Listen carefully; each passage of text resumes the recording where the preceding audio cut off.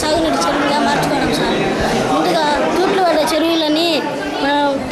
చెరువులలో ఇటువంటి బోర్లు వేయాలి సార్. ఈ బోర్లని రాతి పొర వచ్చేంత వరకు ఏర్పాటు చేసుకోవాలి.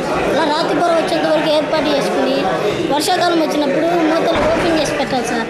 మూతలు ఓపెన్ చేసి పెట్టినప్పుడు ఆ చెరువులోకి వచ్చిన నీరు ఈ గొట్టాల ద్వారా రాతి పొరలోకి వెళ్ళిపోతుంది సార్. అలా రాతి పొరలోకి వెళ్ళిపోయిన నీరు మనం ఎండాకాలంలో చేతి సాయంతో పైకి తీసుకోవచ్చు సార్.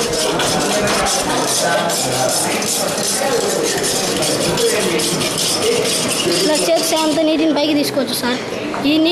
దీని ప్రాజెక్టు ఎందుకు ఉపయోగపడుతుందంటే ఈ బోర్ల ద్వారా నీటిని పైకి తీయటమే కాదు, భూమిలోకి పంపించి భూమిలో సారవంతాన్ని పెంచవచ్చు. మరియు ఆ సారవంతం పెరగడం వల్ల చుట్టుపక్కల ఉన్న గ్రామాలలోని బావులలో నీటి శాతం పెరుగుతుంది సార్.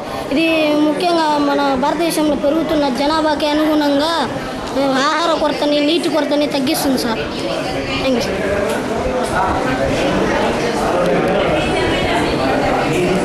నమస్తే సార్, నా పేరు డివిల సాయి.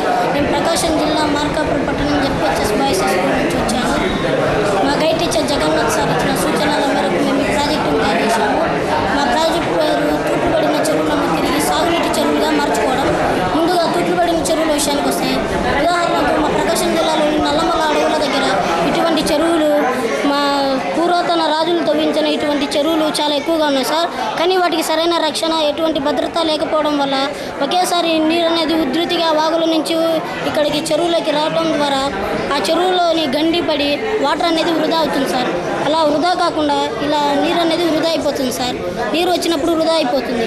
కానీ అలా వృధా అవుతున్న చెరువులు మన ఆంధ్ర రాష్ట్రంలోనూ సుమారు 40,000కు పైగా ఉన్నాయి. కానీ ఇవి ఎటువంటి ఉపయోగకరము లేదు.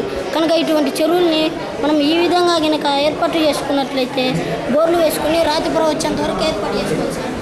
రాతి పొర ఏర్పాటు చేసుకుని